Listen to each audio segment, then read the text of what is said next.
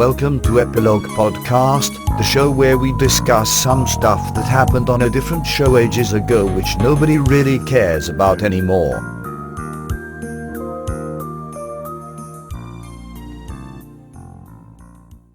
Hi, I'm Portponky. And I'm LeBloc.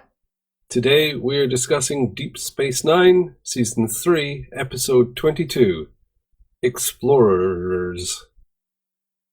Sisko recreates a historic Bajoran space voyage. Evil Sisko. Yes, he's got a beard all of a sudden. Which actually, it looks like it would take a while to grow that kind of... So it's got a nice growth to it, so it must have been a couple months since the last episode. I was wondering if you knew anything about that, if there was a huge gap in production and Avery Brooks came back with a beard and they said, well, just keep a goatee, or what happened there, because this happened in the middle of a season and that's strange. I didn't see anything in the notes on the wiki about them taking a break. I think he just speed grew it. I think he was replaced by his evil version. But we've seen evil Sisko from the Mirror Universe, and he doesn't have a goatee, which is confusing. Right, so this is a third one. If this is evil Sisko, what exactly did he do that was evil? He tried to bond with his son. Oh, that monster! So aside from beard talk, what did you think of this episode?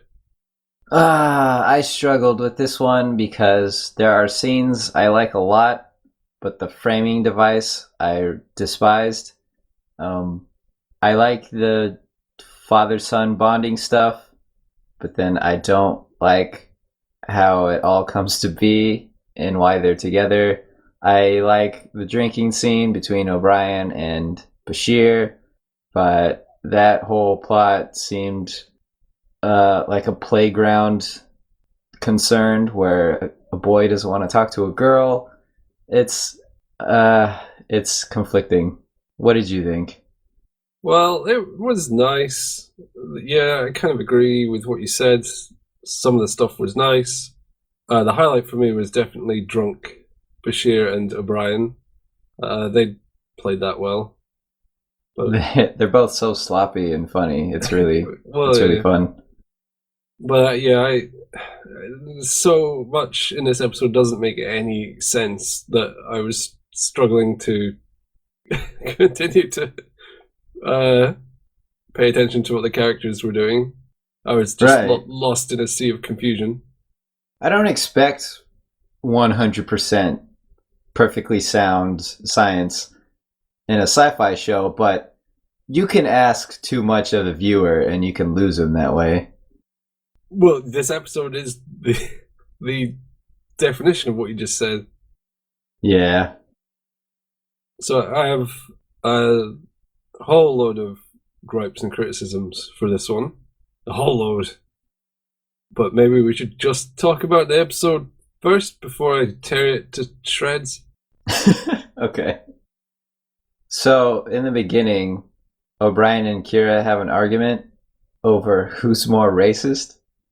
Oh, yeah. Kind of reduces to, what, I sound like a stereotype? Well, you sound like this stereotype, which is worse. Playing trumps with stereotypes. And then O'Brien says, with all due respect, Major, and then he insults her.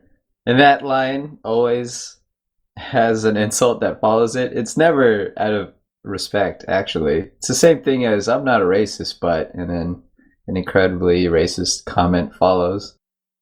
Yeah, well, if you feel the need to preface your statement with an excuse, distancing your own views from what you're about to state, that indicates that whatever you're about to state is horribly reflective on your views. Right. I had low expectations from the start of this episode because we had a bosomy woman. Lita. There you go.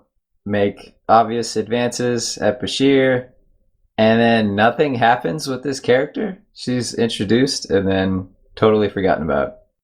Yeah, that's odd because she's pretty hot, and that seems like something Bashir would like in a romantic partner. Right, he's annoyed or disappointed that this other woman didn't pay attention to him when he had this other attractive woman throwing herself at him. It's a bit weird. You think he would not care that much about his old rival. I don't know, yeah, that's weird for Bashir because he's kind of a shallow guy in places, and he just blanks on this opportunity. He forgets that he's shallow. Oh wait, I should be into this. He's not an in-between kind of guy. People either hate him or love him. Get a little bit of relationship angst between O'Brien and Bashir. That relationship has developed slowly, and it's nice to have recognition of that because he did hate him in the beginning. Oh, for sure. He would be annoyed as soon as Bashir started talking. It cuts him off so many times. And they've done so many little things since then where it feels earned. This moment, this drinking scene, doesn't feel false. I could see these two characters at this point bonding like this. Yeah, they've been through enough stuff that O'Brien can now mostly look past Bashir's faults and vice versa. See, I'm glad they put that scene with O'Brien and Bashir drunk, because if it wasn't for that, I probably would have given this episode a pretty bad opinion. Yeah, same here. As you said, it is the highlight of this one. It keeps the mood light as well. It's a bit uplifting to see them rolling around pissed. Well, we keep talking about O'Brien and Bashir, but that's not the A plot. I think we're avoiding the obvious. Okay, right. I've had enough. Let's get onto the list of stupid things in this episode. First up, Cisco's building this spaceship. There's a Perry Bible Fellowship comic that you may or may not have read, where people in the future go and see World War II, the movie. I haven't seen that one. I thought I was familiar with all of those. Well, yeah, and of course on the screen it's got guys with lances on horses or on unicorns or something, and UFOs and nukes going off. It's completely inaccurate. And they step outside. It's a sci-fi world far in the future. It's taking the mick out of things like Braveheart, where they run into battle wearing kilts and stuff like that. I really got this same feeling here. There's so much made no sense. First up, the spaceship is made of wood. Wait, it is? I didn't catch that. Yeah, at the start. I'm expecting a lumber shipment from Bajor this afternoon. Okay. Which reminds me, I'll need a saber saw. A saber saw? You know, to cut wood. Oh, no. So, obviously it's not entirely wood, but it's got wood inside it. I somehow missed that. That's awful. Why did they bring wood? You do not need wood to build a spaceship. That would be a terrible material. You have no guarantee of its capabilities or what imperfections it may have. Plus, it goes on fire. Okay, so he's reading the designs of the spaceship off sort of old scrolls, it looks like. Yeah. And they don't even seem to know if this spaceship was ever really built or if it's just a myth. Right. But, so they had a spaceship before they had any way of recording that they had a spaceship? Yep. And it worked. Yes. Okay. You're pretty much just going to have to say yes to everything I'm going to say because there's so much here that's just like this. Yes. Okay.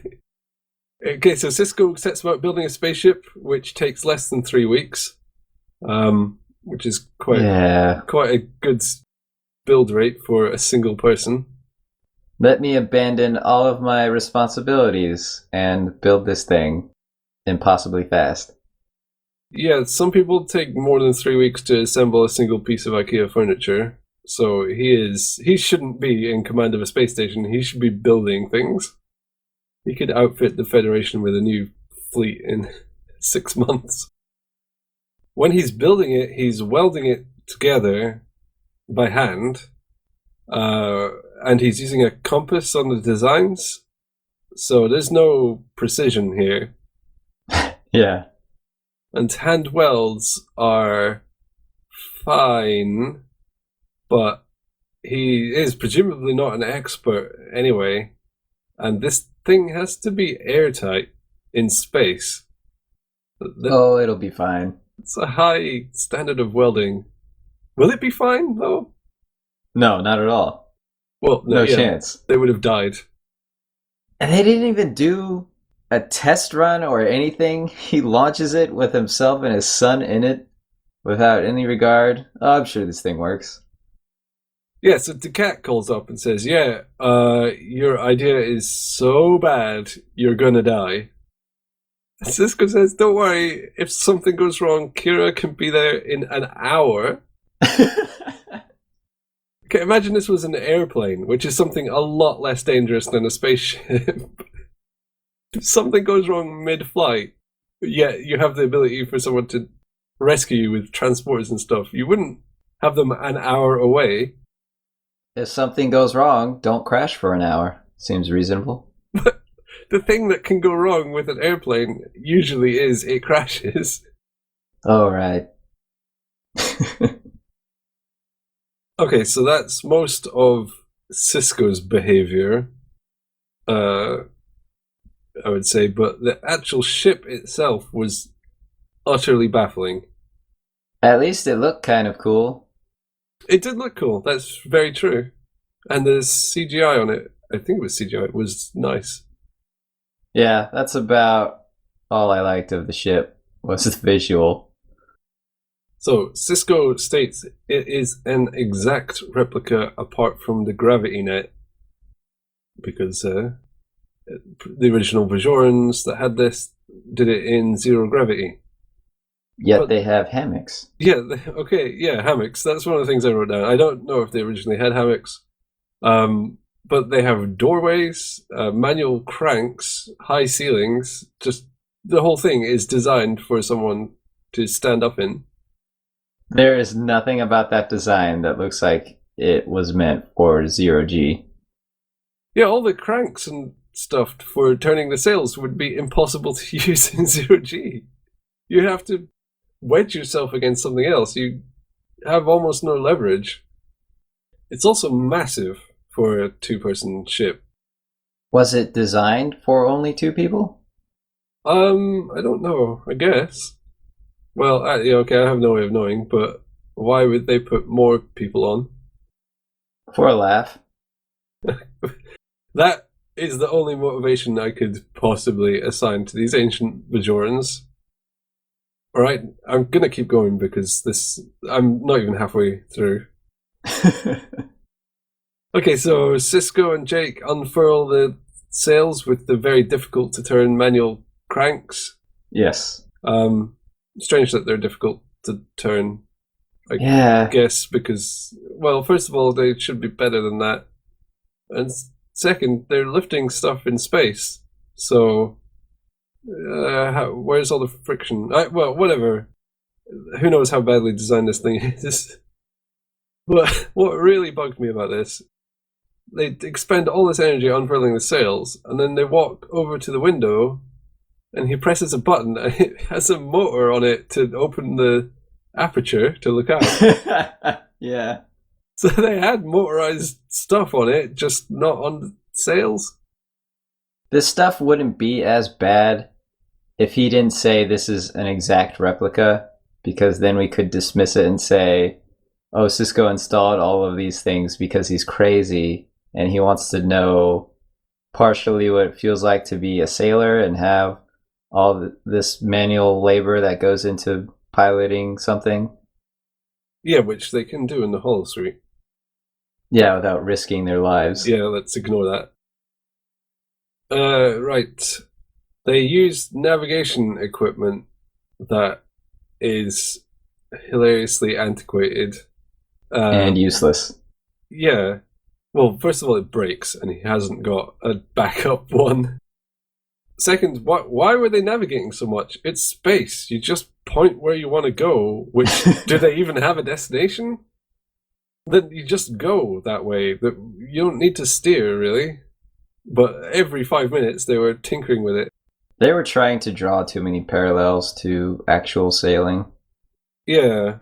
The worst offense was one of the navigation tools was gravity reliant. It was like a balance with a needle. Whoops. So what? But obviously that is not one the original guys took, unless they just took stuff that they didn't know wouldn't work without gravity. Maybe they were thick enough not to know. Yeah, I can believe it. One of the sails gets snagged on something or other. What does that actually get snagged on? I forgot. I don't remember. Okay, it just hit something in space. Yeah. All that stuff lying around in that massive, near infinite empty void. And then they eject it and everything's fine. Yeah, but they didn't eject the opposite one. Yeah, because they didn't know what they're doing. Okay, have you ever played Kerbal Space Program? I have not. Okay, if you try and make something that's asymmetric, what will happen is it will crash immediately. Well, you can't paddle on one side of a canoe, effectively. Yeah, which is why they should have jettisoned the opposite one as well. Right. I don't know why the jettisoning thing, which by the way was explosive, which is fine. They use explosives to separate things in rockets all the time, but that's also a completely different era of technology to some of the other stuff. It's a Bajoran secret, wood explosions. Okay. I don't see why they didn't both, like the jettison thing should have been for both at once. I can't see why jettisoning only one would ever make sense unless you like flying around in circles. I have a question. Okay, go for it. So Cisco builds this ship while attached to DS9, and then they launch from there. How did the Bajorans get that thing out of Bajor's atmosphere? Yeah, presumably just with a massive catapult. I want to see that now. Well, I don't know, because it's so fragile that there's no way it should be able to. Well, re-entry is usually the difficult bit. Exiting is usually not too bad if you can get something to go fast enough without breaking it. Okay, so massive catapult. Yeah, that would do it, although a catapult big enough to launch something into space would almost certainly destroy itself and everything it launched when you fired it. It was propelled by wood explosions. What were the original Bajorans actually trying to do with this spaceship? To see what they discover. Okay, so they set off into space with not enough food or oxygen to survive, then happen to get to another star system by complete luck. Yep. And then they find a planet and crash into it. Yes. What? Speaking of the crash, I do like that the Cardassians kept that undercover and they didn't want to reveal that. But then it doesn't make any sense that they end up revealing it. Because even if Cisco confirms that this trip was possible, they don't have to reveal the crash site. Why? I don't understand that part. I think it's so that Cardassia can share in the glory of proving it happened. Or, well, they're just trying to share the glory, I guess. Although you're right, it doesn't make a lot of sense. It makes sense that they would withhold it, but the eventual reveal doesn't make any sense to me. Well, because Cisco proved it's possible, and now everyone's going to want his autograph. So Cardassia say, of course it's possible, we found a crash site. And here's our autographs too. So you could say Gul Dukat is trying to take the wind out of the Bajoran sails. Oh! Sorry, that was terrible. Well, Goldacat is trying to make the episode entertaining. So Jake is a writer now. Yeah, he has a fellowship, and he's not going to take it until a year from now. His reasoning is pretty good. DS9 is a revolving door of interesting characters that he could use for inspiration in his writing. Oh, for sure. Look at people like Ernest Hemingway and other outrageous authors that just went around doing crazy stuff and living a lot. It's definitely the case. If you've lived a lot, you'll probably be more interesting in your writing, or just generally. Right. It's a good excuse to keep him there. Yeah, now they can option him for the next season. And because of that development, we have more of Jake diverting from the path that Cisco envisioned, and we see that Jake is aware of his dad's loneliness and how the death of his mother, Cisco's wife, affected him and all that stuff. It brings all that together in a satisfying way. Yes, on a wooden spaceship launched out a catapult towards nothing. Yeah. At least there were explosions. Colorful explosions. That was nice. Got to hear all the crackles and pops of those explosions through the vacuum of space. That's another Bajoran secret. That's an easy thing to criticize anyway, because in this Star Trek universe, there's sound in space. Yeah, that's part of the language of movies and television. Space has sound and explosions are visible. So, do you have a quote of this show that doesn't make all the characters look insane? Don't think of me as your son right now. Just think of me as another guy. I'm not sure I've ever picked a Jake quote. Maybe I have. If I have, it's very rare. Chose this one because this episode is mostly about the bonding between Jake and Cisco, and how Cisco doesn't want to let go of that relationship that he has with his son and how he struggles with that. And it's touching that Jake worries about him.